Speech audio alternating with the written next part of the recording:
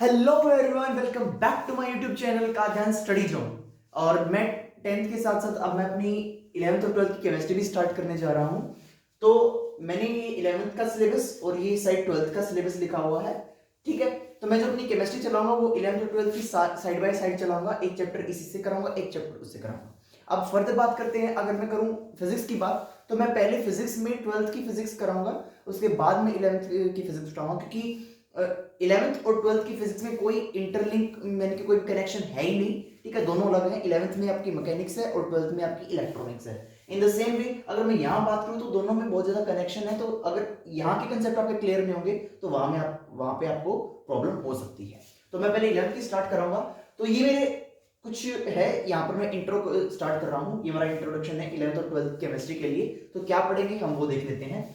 First chapter है some basic concept of chemistry, यानी कि हम केमिस्ट्री के कुछ बेसिक कंसेप्ट देखेंगे कि किस तरह से केमिस्ट्री एक्चुअल केमिस्ट्री होती क्या है, किस तरह से वर्क करती है, कि क्या इसका बेसिक कंसेप्ट होता है। ठीक है, एटम मॉलिक्यूल इनके बारे में हम यहाँ पर पढ़ेंगे। ठीक है, इसके बाद आता है स्ट्रक्चर ऑफ एटम।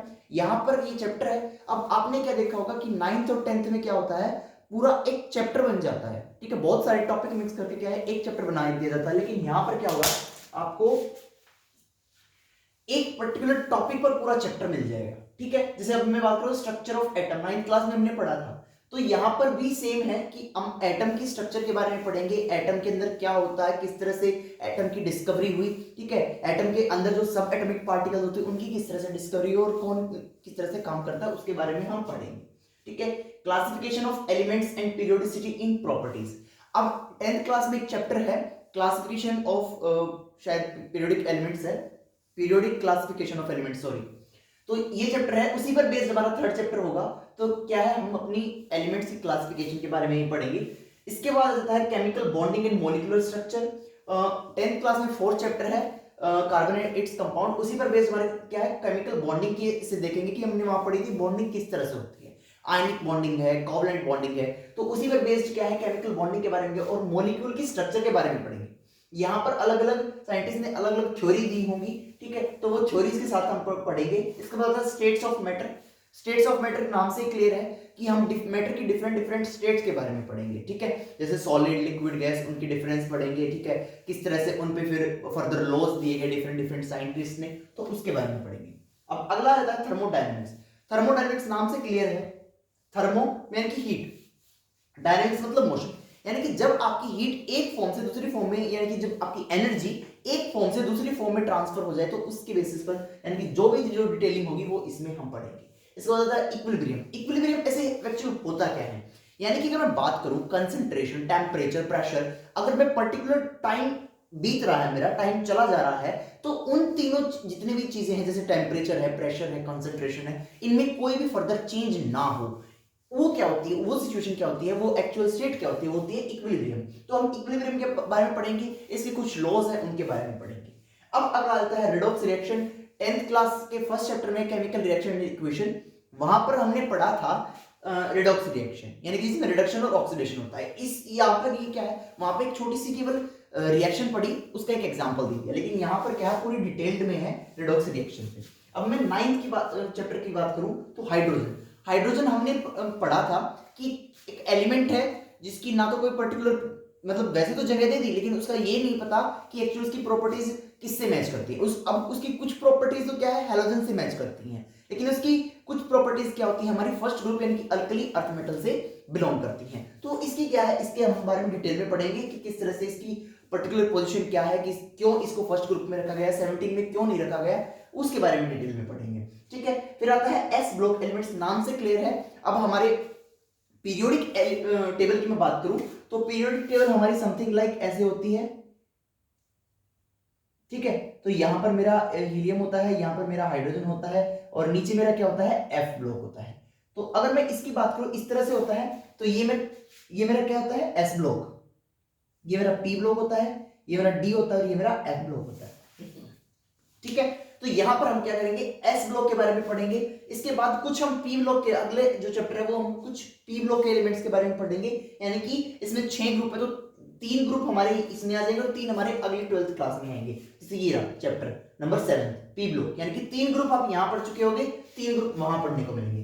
इसके बाद आ जाती है organic chemistry some basic principle. अब आ जाती है ऑर्गेनिक केमिस्ट्री। अब चैप्टर नंबर 4 मैंने 10th क्लास में था, कार्बन एंड इट्स कंपाउंड मैंने करा चुका हूं, ठीक है। तो उसमें मैंने बोला था ये ऑर्गेनिक केमिस्ट्री से बिलोंग करता है। जो चैप्टर वो था ना, सारी की सारी ऑर्गेनिक केमिस्ट्री उसी चैप्टर पर बेस्ड, उसी का क्या एडवांस वर्जन है। तो पहले हम यहाँ कुछ बेसिक प्रिंसिपल पढ़ेंगे, फिर उसके बाद हाइड्रोकार्बन। हाइड्रोकार्बन हमें पता है क्या होते हैं, जो हाइड्रोजन और कार्बन से मिलकर जो कंपाउंड बनते हैं उन्हें क्या बोलते हैं, हाइड्रोकार्बन बोलते हैं। तो उनके बारे में बड़ी डिटेल्ड होती है। ये हमारी क्या है, ऑर्गेनिक के चैप्टर है ये 2, ठीक है। इसके बाद आता है एनवायरमेंटल केमिस्ट्री। अब 10th क्लास में 9th क्लास में कुछ चैप्टर होते हैं, our environment, source of energy, इस तरह से कुछ। क्या मैंने बोला था कि वैसे तो ये सिलेबस के अकॉर्डिंग बायो के चैप्टर होते हैं, बट केमिस्ट्री में वो पार्ट आते हैं। 11th 12th में मैंने बोला था कि 11th 12th में ये केमिस्ट्री में भी इंक्लूड होंगे। तो ये हमारा वही चैप्टर है एनवायरमेंटल केमिस्ट्री, यानी हम एनवायरमेंट के बारे में पढ़ेंगे कि किस तरह से हमारी ग्लोबल वार्मिंग वगैरह होती है, कौन कौन सी गैसेस उसमें इंक्लूड होती हैं, गैसेस का किस तरह से क्या मिक्सचर होता है, ठीक है। वो हमारा ये हमारा 11th क्लास केमिस्ट्री का वो है पोर्शन।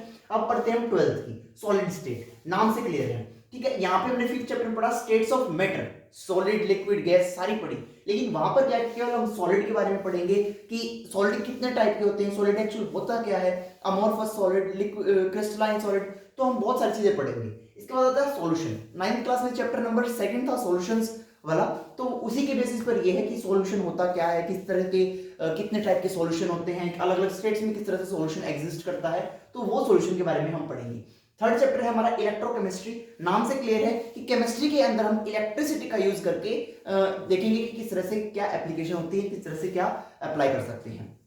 इसका एक छोटा सा एग्जांपल हम इलेक्ट्रिक सेल का ले सकते हैं। इलेक्ट्रिक सेल के अंदर क्या है, कुछ केमिकल रिएक्शंस होती हैं, तब जाके वो इलेक्ट्रिसिटी प्रोड्यूस करता है, तो वो यहाँ पर इलेक्ट्रोकेमिस्ट्री आ जाएगी। इसके बाद आती है 4th chemical kinetics. Chemical kinetics नाम से क्लियर है कि जो हमारी केमिकल रिएक्शंस होती है ना, उनके रेट ऑफ रिएक्शंस के बारे में, ठीक है, उनके बारे में हम क्या है इस चैप्टर में पढ़ेंगे। अगला सरफेस केमिस्ट्री।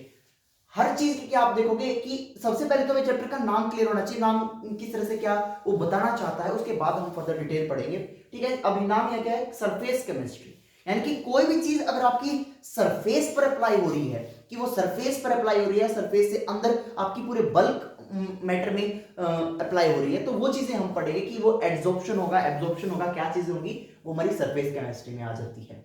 इसके बाद अगर मैं बात करूं general principle and isolation of elements. अब 10th क्लास में चैप्टर नंबर 3 होता है मेटल एंड नॉन मेटल्स का, तो उसमें हमने एक मेटलर्जी वाला टॉपिक पढ़ा था, वो छोटा सा टॉपिक था, मिनिमम 1 या 2 पेजेस का होगा, लेकिन यहां पर हम पूरा चैप्टर पढ़ेंगे किस तरह से हम जो हमारा जो अर्थ से हम अपनी मेटल्स निकालते हैं वो क्या होती है, बहुत सारे मिक्सचर कंपाउंड्स में मिक्सचर में होती है, जैसे कि कार्बोनेट, सल्फेट्स, ठीक है, उसमें हम अपनी प्योर फॉर्म ऑफ मेटल या प्योर फॉर्म ऑफ एलिमेंट्स किस तरह से निकाल सकते हैं, वो इसके बारे में पढ़ेंगे। Different different type of metallurgy के टाइप्स होंगी, ठीक है, किस तरह से क्या करता है। फिर इसके बाद 7th मैंने बताया था कि पी ब्लॉक्स के 3 ग्रुप तो हम यहाँ पढ़ लेंगे और 3 ग्रुप में यहाँ पढ़ने को मिलेंगे। इसके बाद आ जाता है, अब मैं यहाँ 11th क्लास में एस पढ़, ठीक है, एस हो जाएगा हमारा। 11th में पी ब्लॉक के 3 ग्रुप हो जाएंगे। 12th क्लास के 7th चैप्टर में 3 ग्रुप पी के हो जाएंगे। फिर इसके बाद डी और एफ हम इकट्ठा पढ़ लेंगे तो 12th क्लास में, यानी कि हमारी पूरी पीरियोडिक टेबल हम 2 क्लासेस के अंदर पढ़ लेंगे, ठीक है। 10th क्लास में एक वो चैप्टर बताया था मैंने, जैसे कि classification of periodic classification of elements, तो ये वाला चैप्टर इससे बिलोंग होगा।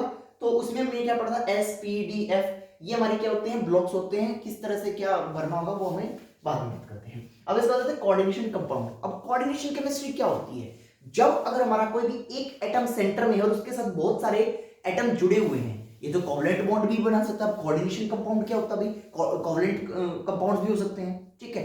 अब कोऑर्डिनेशन कंपाउंड होगा कि उसमें कोऑर्डिनेशन बॉन्ड होगा, ठीक है, कोऑर्डिनेशन केमिस्ट्री यूज होगी। अब कोऑर्डिनेशन बॉन्ड क्या होता है, ये वाला सिस्टम क्या होता है। अब कोऑर्डिनेशन हम कोवलेंट बॉन्ड में हमने पढ़ा था कि 2 इलेक्ट्रॉन की शेयरिंग के साथ एक बॉन्ड बनेगा, लेकिन कोवलेंट में ऐसा नहीं है, वहां पर एक ही एटम दोनों इलेक्ट्रॉन को पास करेगा और उससे क्या बॉन्ड बनेगा, उसको बोलते हैं कोऑर्डिनेशन बॉन्ड, और इसके के बेस पर हमारी कोऑर्डिनेशन केमिस्ट्री पूरी अप्लाई होगी, ठीक है। इसके बाद आता है haloalkanes and haloarenes. नाम से क्लियर है, हेलो यानी कि हेलोजेंस। अब हम चैप्टर नंबर 7th और चैप्टर नंबर यहाँ पे 7th में ही पढ़ेंगे, यानी कि हमारे जो लास्ट के 3 ग्रुप होंगे 16, 17, 18 हेलोजेंस वाला और हमारा इसका नोबल गैसेस का, तो उसी पर हमारा 17th ग्रुप होता है हैलोजेंस का, तो हैलोजेंस वहां से आया है। हेलो एल्केन्स, यानी कि हमने जो 10th क्लास में पढ़े थे और यहाँ पर भी हम एल्केन्स पढ़ चुके होंगे। ये हमारा ये अगर बात करूँ, ये मेरे जो चैप्टर है ना 13 तक, ये मेरे क्या है, सारे के सारे ऑर्गेनिक केमिस्ट्री के हैं। ठीक है, ये मेरे सारे के सारे ऑर्गेनिक केमिस्ट्री है। बायोमोलिक्यूल पॉलीमर और केमिस्ट्री इन एवरीडे लाइफ, ये भी हमारे इसी में आते हैं, बट मेन इसको बोलते हैं GOC, general organic chemistry, GOC बोलते हैं, ये हमारे जीओसी में आते हैं, ये भी ऑर्गेनिक एक पार्ट है। ठीक है, अब मैं बात करूं एल्केन्स, हमने पढ़ा था कि किस तरह से क्या एल्केन्स होते हैं, alkanes, alkenes, alkynes 10th chapter में 10th क्लास में पढ़ा था मैं। 10th क्लास का 4th chapter number 4 carbonate its compound करा चुका हूं, उसमें मैंने बताया था। ठीक है, तो यहाँ पर भी हम ये पढ़ेंगे। फिर आता है हेलो एरीन्स, एरीन्स मतलब जिसमें हमारा क्या होगा, बेंजीन रिंग होगी और हैलोजन के साथ जुड़ी हुई होगी, तो उसके बारे में पढ़ेंगे। अल्कोहल, फिनोल, एथर। ठीक है, अल्कोहल ग्रुप हमारा OH होता है। फिर कीटोन के बाद C डबल बॉन्ड हो और दोनों साइड में कोई भी कार्बनिक सॉरी फिनोल की बात करें, मैं कीटोन में नीचे आ गया, सॉरी फिनोल। फिनोल में क्या होगा, बेंजीन के साथ ऊपर हमारा क्या जुड़ा होगा, OH जुड़ा होगा। ठीक है, तो हमारा फिनोल हो जाएगा। ठीक है, ईथर के बारे में पढ़ेंगे, ये भी हमने ईथर के बारे में हमने 10th क्लास में ही पढ़ा था। 10th में एक छोटा सा टॉपिक था एस्टरिफिकेशन। ठीक है, वो एस्टर की बात कर रहे थे, यहाँ पे ईथर पढ़ेंगे। इसके बाद आता है aldehyde, aldehyde CHO, C double bond carboxylic acid, COOH।